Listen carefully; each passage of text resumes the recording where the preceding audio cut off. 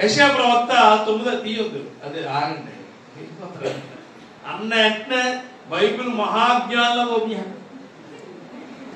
మామూలు టైంలో అసలు ఆ బైబిల్ ఓపెన్ చేయమా అంత వద్దు. నేను ఎక్కువ వచనాల్లోకి వెళ్ళను కానీ వాక్యంలోకి వెళ్తాను. దేవునికి స్తోత్రం కలుగును కానీ.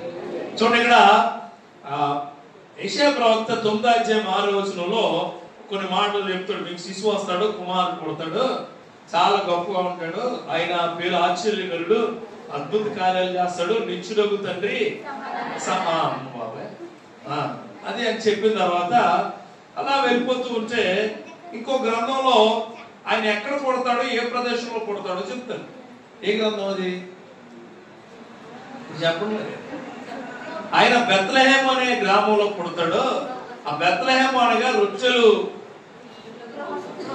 గృహము, హౌస్ ఆఫ్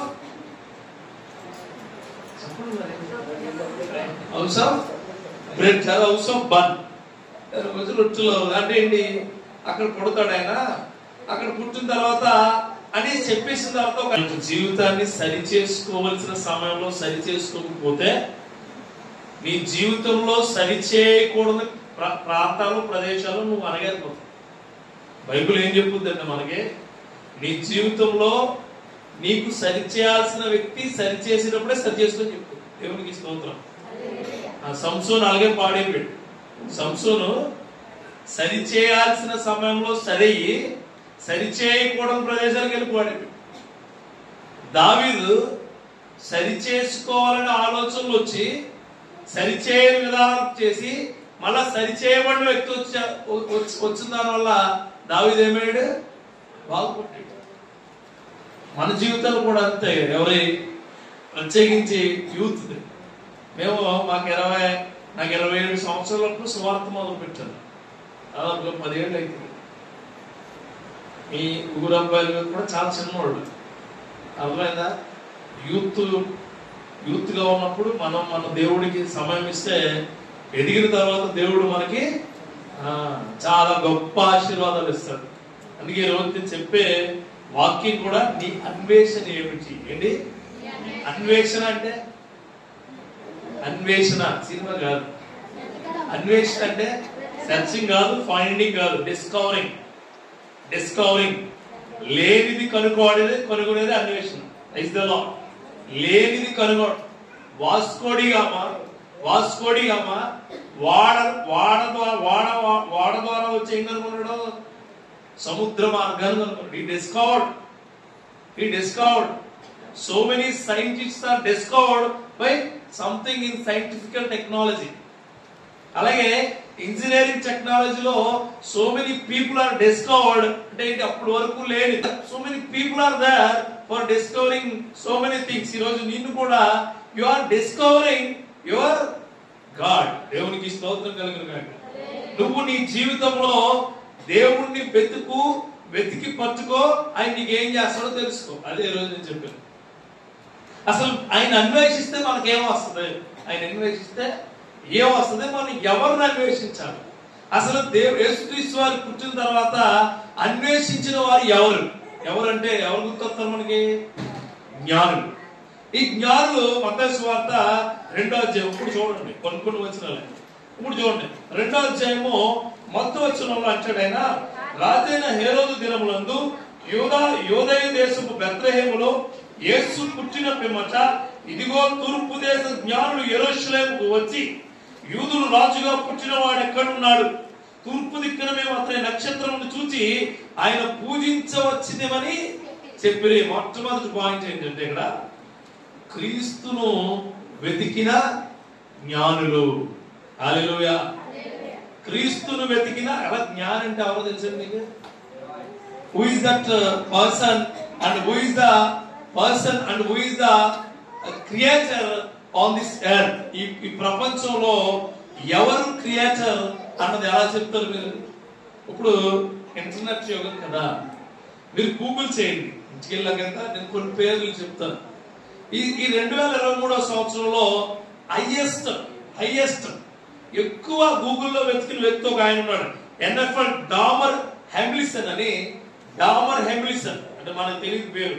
ఈ ప్రపంచంలో అత్యధికంగా వెతికిన వ్యక్తి ఆయన, అత్యధికంగా ఈ సంవత్సరం. లాస్ట్ ఇయర్ డోమర్ అన్ఫీల్డ్ అని ఆయన వెతికారు. అలాగే 2020 సంవత్సరంలో ఒక డాక్టర్ని వెతికారు. అంటే గూగుల్లో ఎక్కువ వెతుకుతారు ఆ వ్యక్తిని. చూడండి, ఎవరో వ్యక్తి ఆయన పుట్టుపూర్వత్రాల నుంచి ఆయన ఎట్లా ఉంటాడో, ఏ విధంగా ఉంటాడు అన్నది వెతికేస్తూ ఉంటారు. ఇక్కడ జ్ఞానులు they are discovered the God. అంటే క్రీస్తును వెతకడానికి ఎక్కడికి వెళ్ళారు? బయలుదేరి వెళ్ళారు. ఎక్కడి నుంచి ఎక్కడికి? తూర్పు దేశం నుంచి యెరూషలేముకి. దేవునికి స్తోత్రం కలుగును గాక. ఈ రోజున నీ జీవితంలో నువ్వేం వెతుకుతూ ఉన్నావు? నీ జీవితంలో నువ్వు చాలా వెతుకుతూ ఉంటావు. పొద్దున్న లేచిన దగ్గర నుంచి నీ వెతుకులాంటి యూత్ అట్ట ఇప్పుడున్న టైంలో యూత్ వెతికేది ఎవరు వెతకట్లేదట ప్రపంచంలో. అసలు నువ్వు వెతికేది నీకు కూడా దొరకట్లేదు, అంతలా వెతుకుతూ ఉన్నావు. అంటే తిండి చూడండి, జొమాటో అని, స్విగ్గీ అని, గడికి గుడ్డు అని వచ్చినాయి. ఎక్కడ బిర్యానీ బాగుంటుందో యూత్కి తెలిసినట్టు ఎవరికే తెలియదు. ఈరోజు రాజమండ్రి వెళ్తే ఎక్కడ బాగుంటుందో నీకు తెలుసు, రావులపురం వెళ్తే ఎక్కడ బాగుంటుందో తెలుసు. మన దరిద్రం ఏంటంటే ఈ పరివులు పెద్దపేటలో ఎక్కడ ఏ టిఫిన్ దొరుకుతుందో కూడా తెలుసు.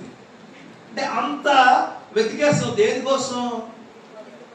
జస్ట్ యువర్ ఫీలింగ్ యువర్ ఏంటది స్టమక్. అంటే నీ యొక్క ఆకలి తీర్చుకోవడానికి వెతుక్కుంటున్నావు ఈ జీవితం, ఆకలి తీర్చుకోవడం. అలాగే ఎక్కువ ఆడపిల్లలు ఉన్నారు, మీకు ఎక్కడ కరెక్ట్ సంపిణీస్ దొరికితే ఎత్తుకున్నాడు. చంప కింద ఉంటారు అయి ఖచ్చితంగా ఆ షాపు మామూలు ఉండదు. ఈ క్రిస్మస్ లో నిండిపోద్ది, నిండిపోద్ది.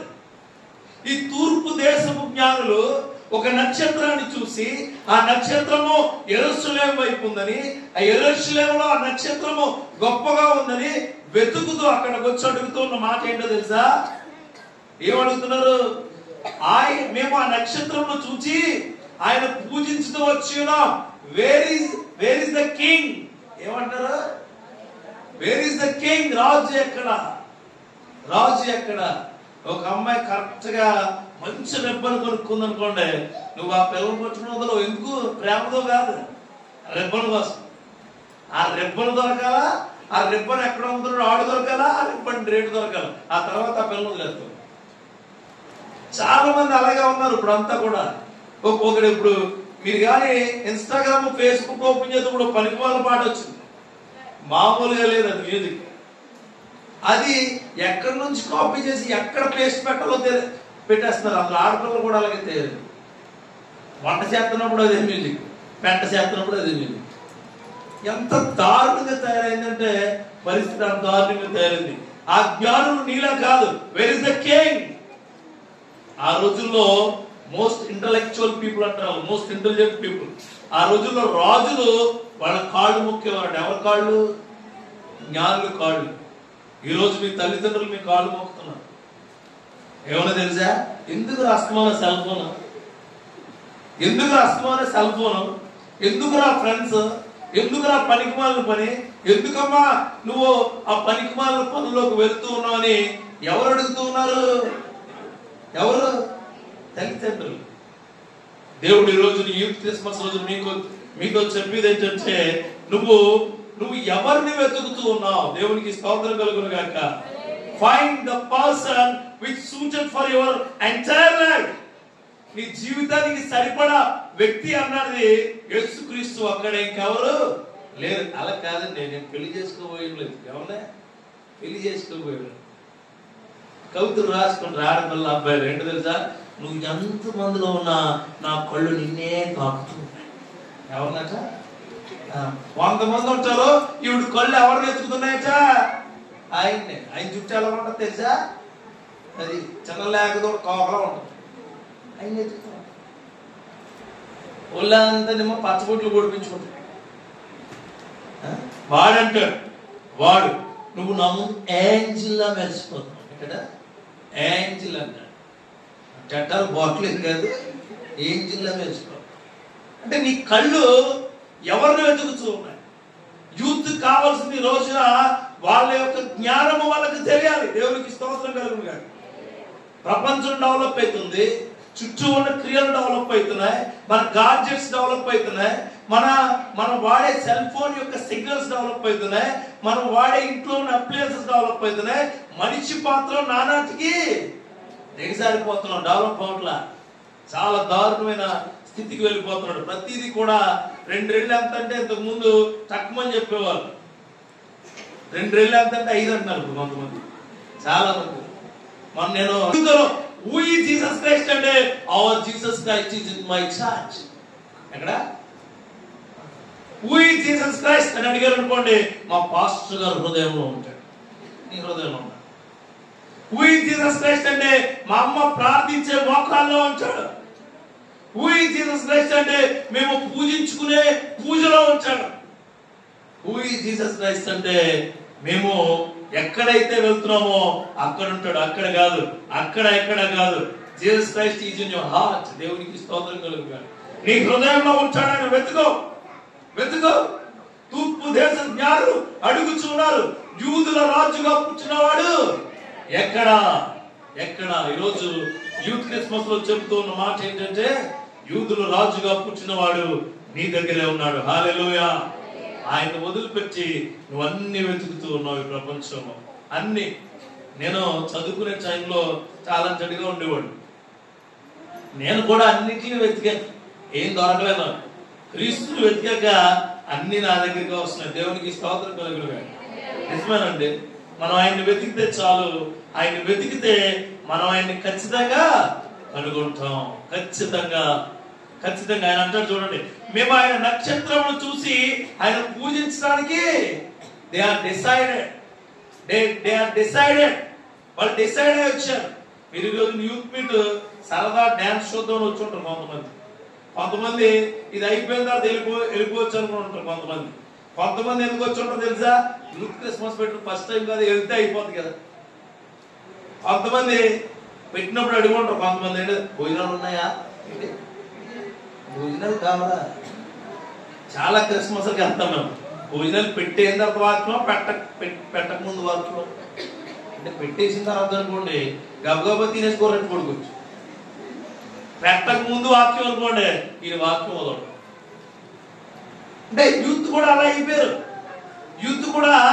యూత్ ఆల్సో ఆ విధంగా రెడీ అయిపోయారు. అట్లా అవ్వద్దు. యేసును వెతికే వారిగా ఉండాలి. ఎలాగో చెప్తాను చూడండి.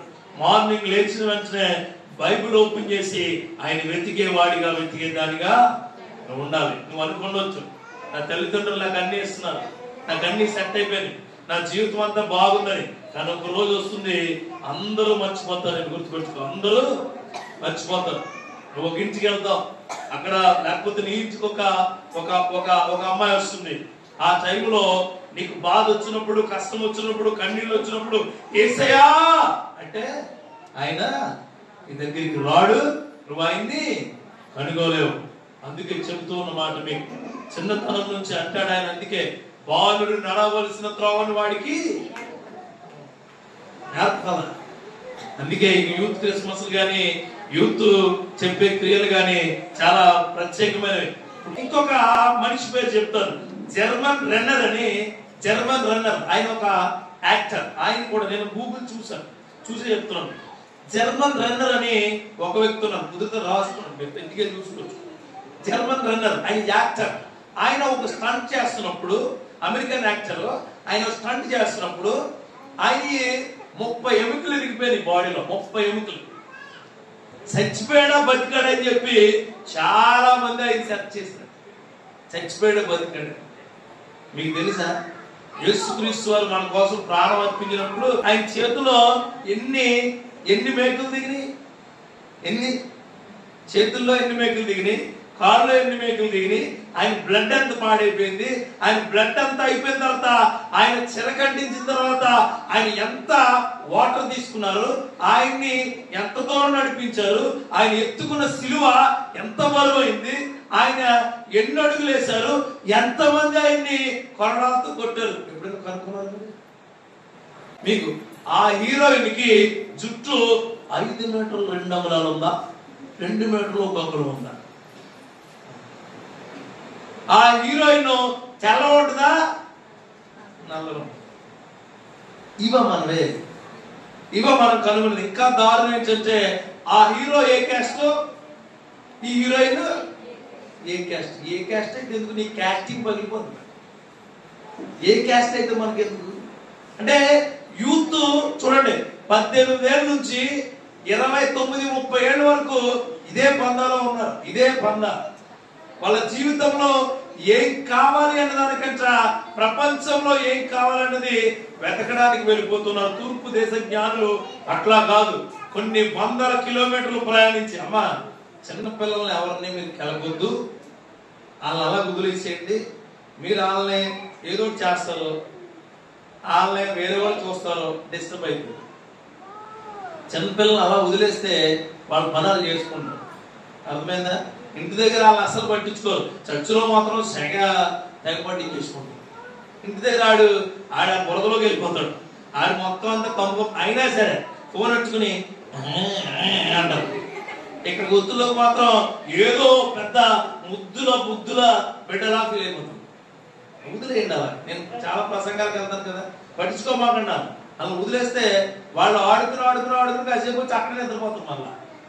అంటే సాతాను మనల్ని డిస్టర్బ్ చేస్తూ ఉంటాం. అర్థమైందా? మనకు వాక్యం ఎక్కేటప్పుడు మనకి చాలా డిస్టర్బెన్స్ వస్తాయి. అట్లన్నిటిని ఎదుర్కొని వాక్యం వినాలి. దేవునికి స్తోత్రం కలుగునుగా. ఇక్కడ కనుగొనే వారిగా నువ్వు ఉండాలి. ఈ ప్రపంచంలో యేసుక్రీస్తును కనుగొన్న జ్ఞాని కంట గొప్పవాడిగా నిన్ను ఉంచునుగాక. హల్లెలూయా. ఇంకొకటి ఈ యొక్క ఫాలోయింగ్.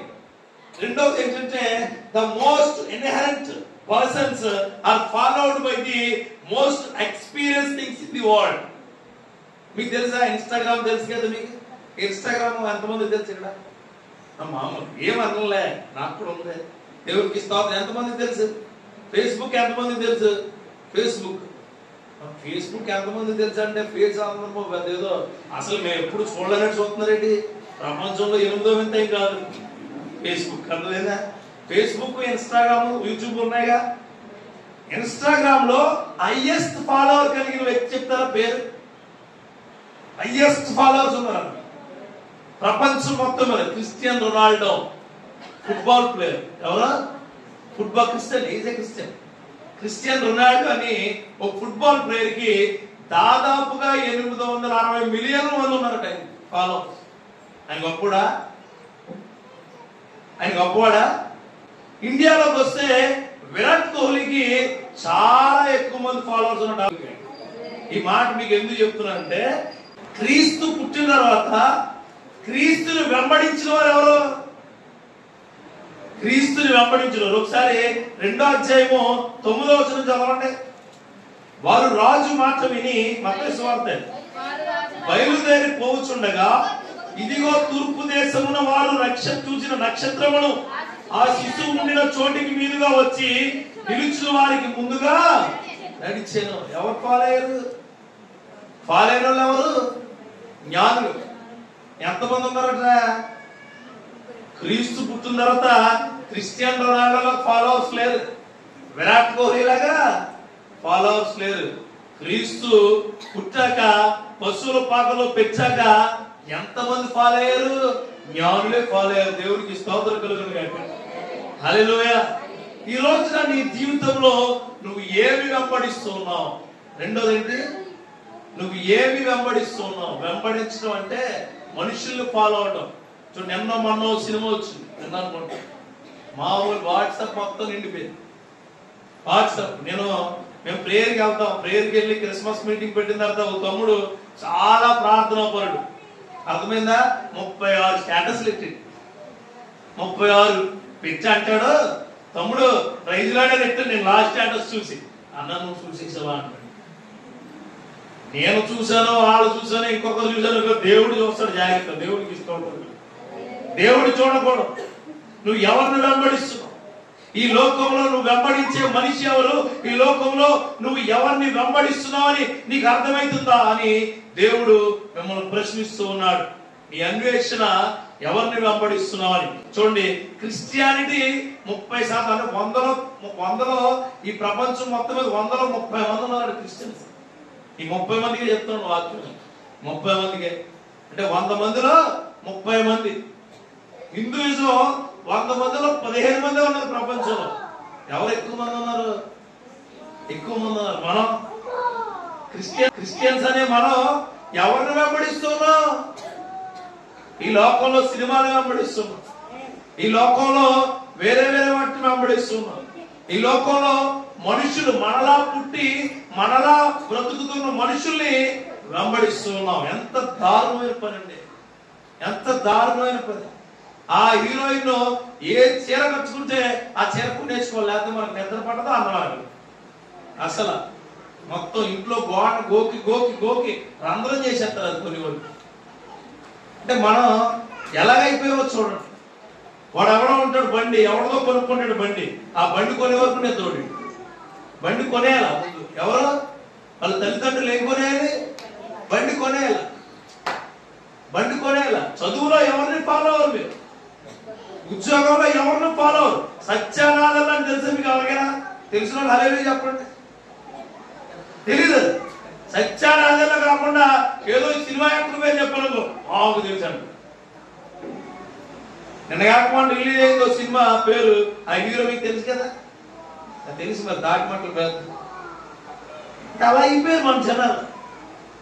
కొంతమందికి కొన్ని రోజులు అయిన తర్వాత యేసుక్రీస్తు వారు నీకు తెలుసా అంటే నువ్వేమంటావు తెలుసా? అప్పుడెప్పుడు మా చర్చలో చూశానంట. చర్చలో చూడండి, those people who are having Jesus Christ always followed by the God. దేవునికి స్తోత్రం కలుగును గాక. గుర్తుపెట్టుకోండి అంటాడు ఆయన, వారు రాజు మాట విని బయలుదేరి పోవుచుండగా ఇదిగో తూర్పు దేశంలో వారు చూసిన నక్షత్రము ఆ శిశువు ఉండిన చోటుకు మీదుగా వచ్చి నిలిచి వరకు వారు ముందుకు నడిచిరి. నడవాలండి మనం, నడవాలి క్రీస్తును చూసి, నడవాలి క్రీస్తును చూసి. ఆ నక్షత్రం వారితో ప్రయాణిస్తూ, ఆ నక్షత్రం పైన ఉంది, నక్షత్రం కింద ఉన్నారు, ప్రయాణిస్తూ వారితో వెళ్ళిపోతూ ఉన్నారు. పైకి చూసి ఎవడన్నా నడవగలరా? మీరు నడుస్తారు పైకి చూసి? జ్ఞానులు దారి చూసుకున్నారు, నక్షత్రం చూసుకున్నారు, హేరోదును చూస్తున్నారు, అయినా వాళ్ళు నడుస్తూనే ఉన్నారు. Praise the Lord. నీ జీవితంలో చదువును చూడాలా, తల్లిదండ్రులను చూడాలా, నీ కెరీర్ చూసుకోవాలా, నువ్వు వేసే తప్పనడుగులు చూసుకోవాలా, నీ పాపాన్ని చూసుకోవాలా. అవన్నిటి నుంచి విడుదల ఇమ్మని దేవుడిని అడగాల. ఈ రోజుల్లో యూత్ చాలా అప్పడం తిన్నంత తేలిక చేస్తారు. పాపం అప్పడం అప్పడం ఎంతసేపు తింటారు మీరు? చాలా తేలిగ్గా, చాలా తేలిక.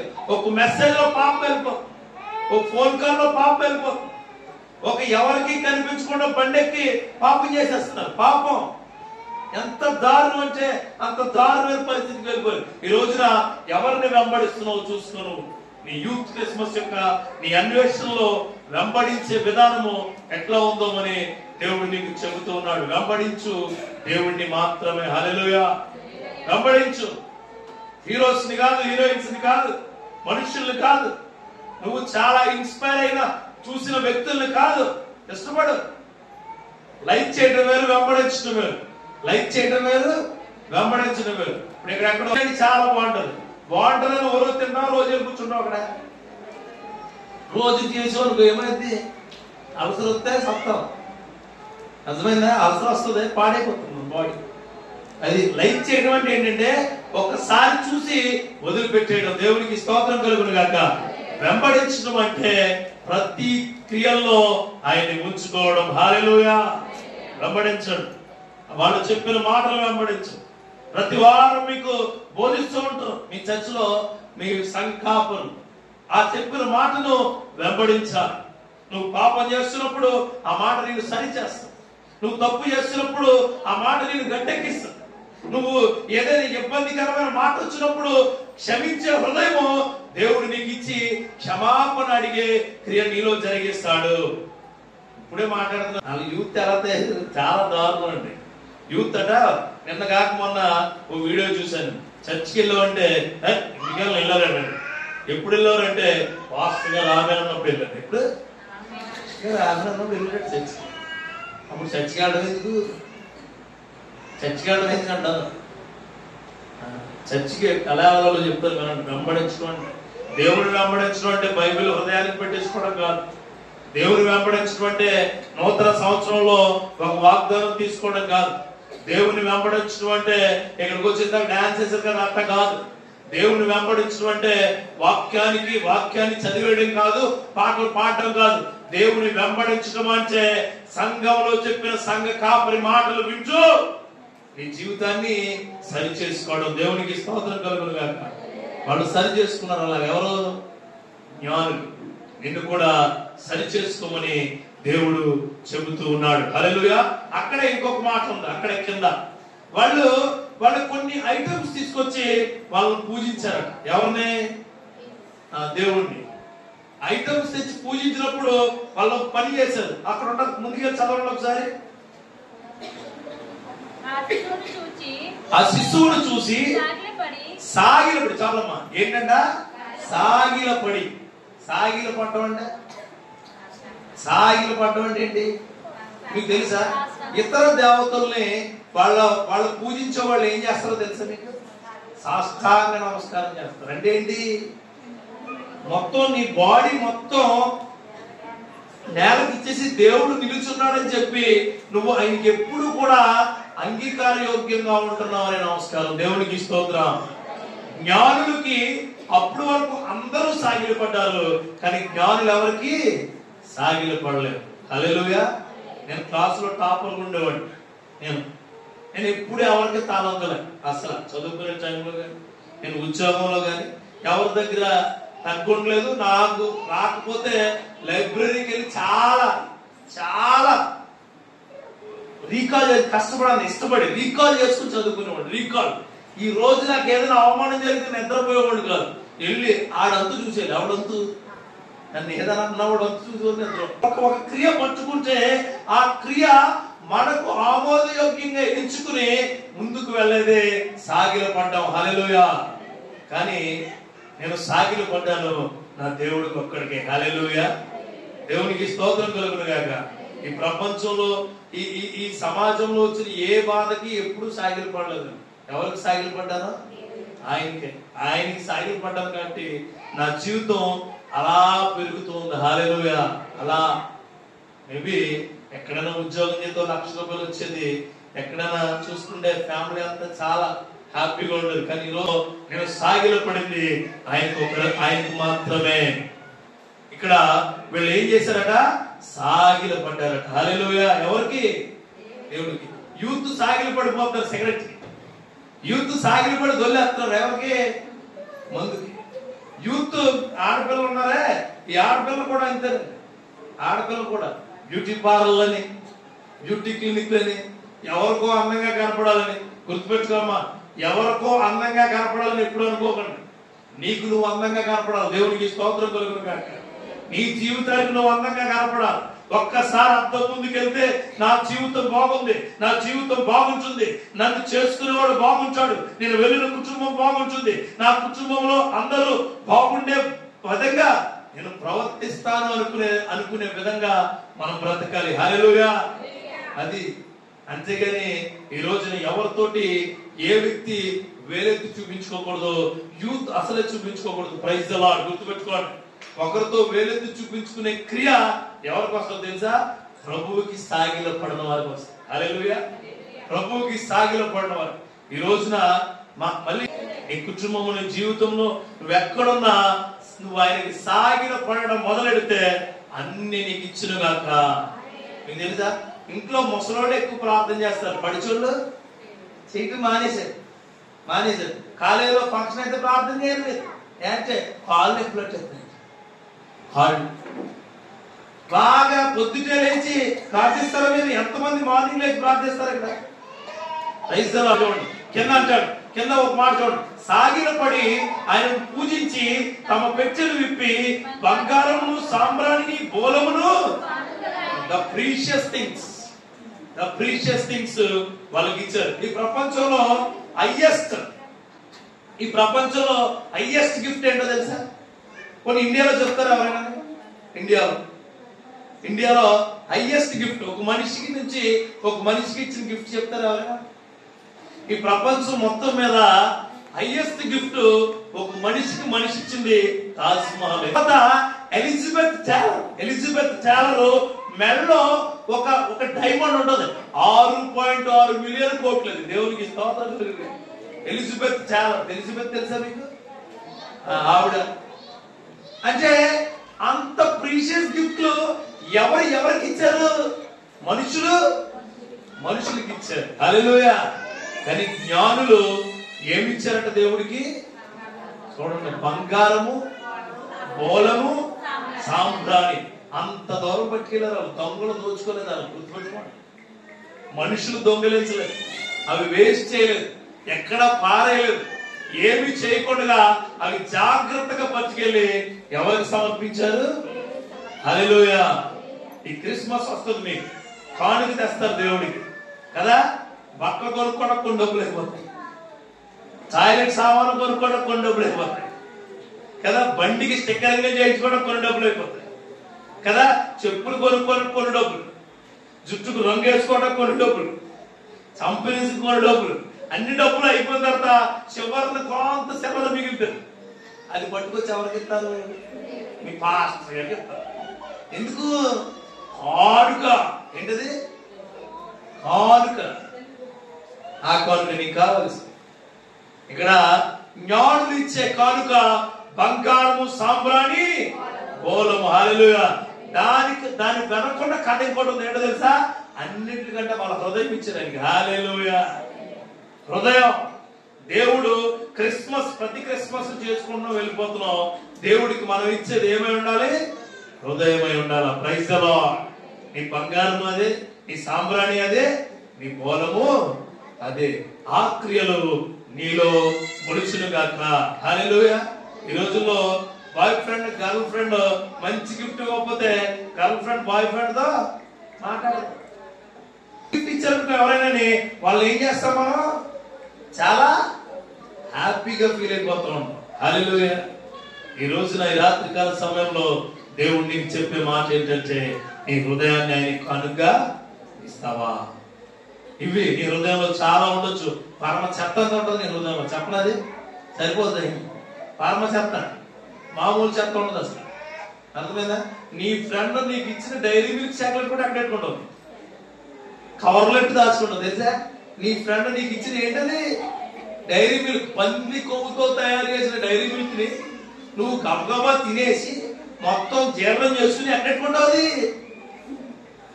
ఎక్కడ పెట్టుకుంటావు? ప్రశస్తమైన పుస్తకంలో పెట్టుకుంటావు. దేవుడు ఎవడట్లే నీ హృదయాన్ని నాకు. హల్లెలూయా. నీ హృదయాన్ని నాకు, నీ హృదయాన్ని నాకు ఇస్తే నా జీవితము మొత్తము నిన్ను కాపాడడానికే ఉపయోగిస్తాను. హల్లెలూయా. ఆ క్రియలు నీలో మొలుచును గాక. ఆ క్రియలు ఖచ్చితంగా నీలో మొలుచును గాక. పెద్దవాళ్ళు కూడా యూతే దేవునికి స్తోత్రం కలుగును. యూట్యూబ్ లో మార్తమ్మ గారు పాట పాడతాం చూసారా? దుమ్ము రేపేస్తున్నారు. నువ్వు పాడగలవు అలాగ? అసలు చాలా బాగా పాడుతుంది ఆవిడ. హల్లెలూయా. ఆవిడ కంటే యూత్ ఎవరు? Praise the lord.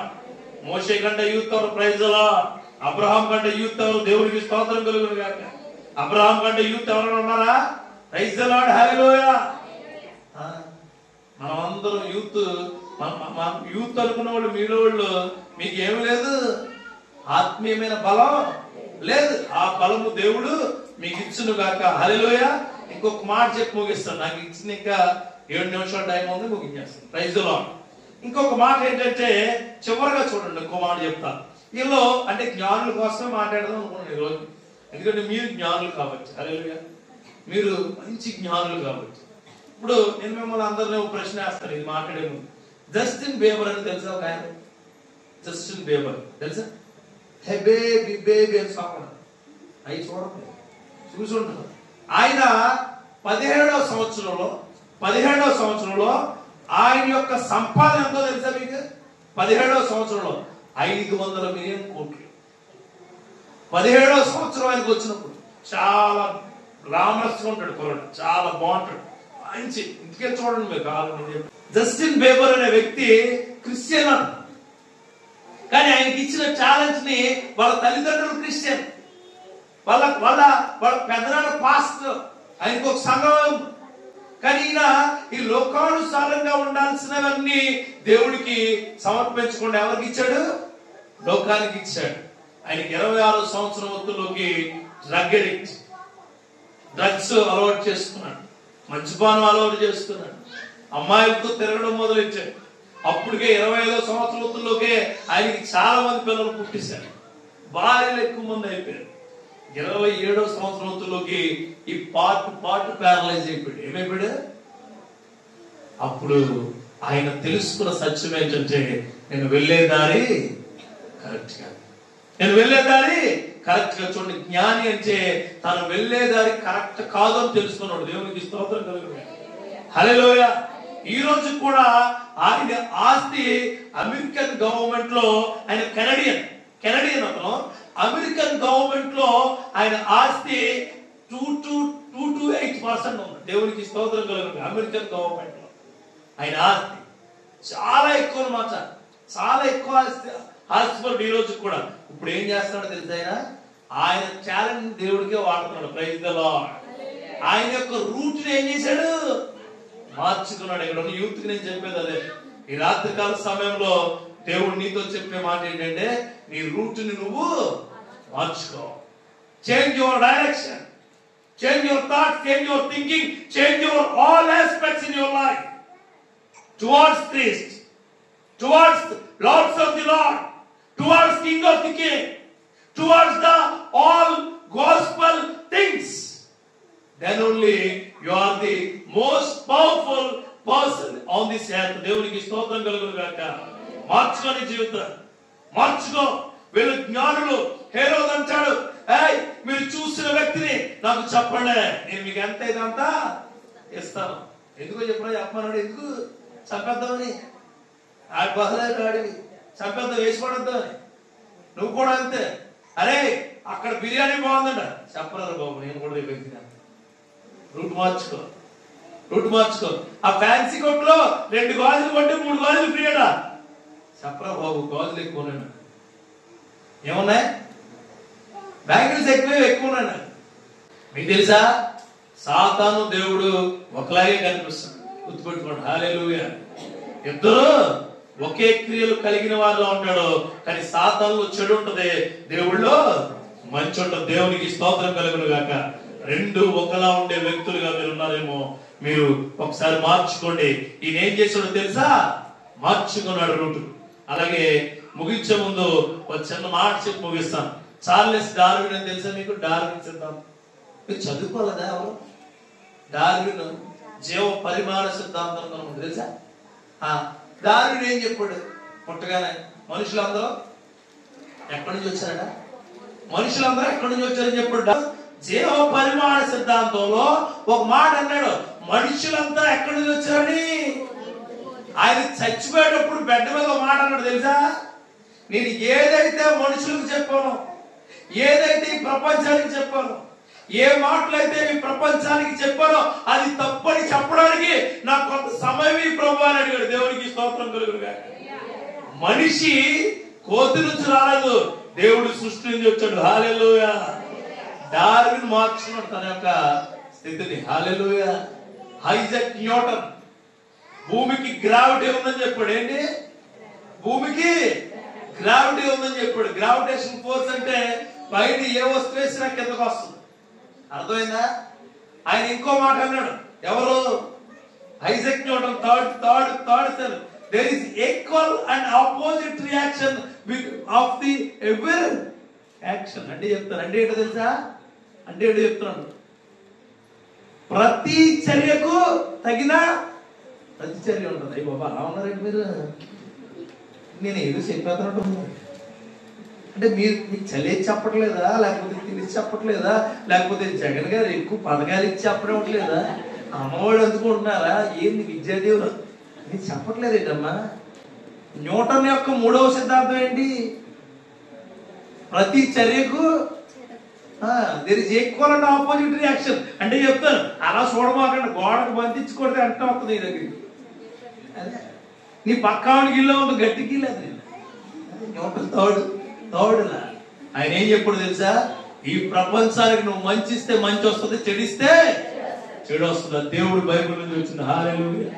మార్చుకోండి. Change your route, change your thinking, change your stance, change your all aspects. మొత్తం మార్చుకోండి. ఆరాధన క్రమం మార్చేయండి, నీ ప్రార్థన క్రియలు మార్చేయండి, నీ ప్రతి పరిస్థితిని మార్చాలా. దేవుడు నీ జీవితాన్ని మార్చడానికే నీకు అన్ని ఇచ్చాడు. హల్లెలూయా. జ్ఞానులు క్రీస్తుని వెతికారు, క్రీస్తుని వెంబడించారు, క్రీస్తుకి సాగిలపడ్డారు, క్రీస్తు వైపు ఉండి ఆయనకు కానుకగా అన్ని సమర్పించుకున్నారు. చివరికి వాళ్ళ పని అయిపోయిన తర్వాత ఏమయ్యారు? రూట్ మార్చుకుని వెళ్ళిపోయారు. హల్లెలూయా. ఆ క్రియలు నీ జీవితంలో మొదలగును గాక. ప్రార్థిద్దాం.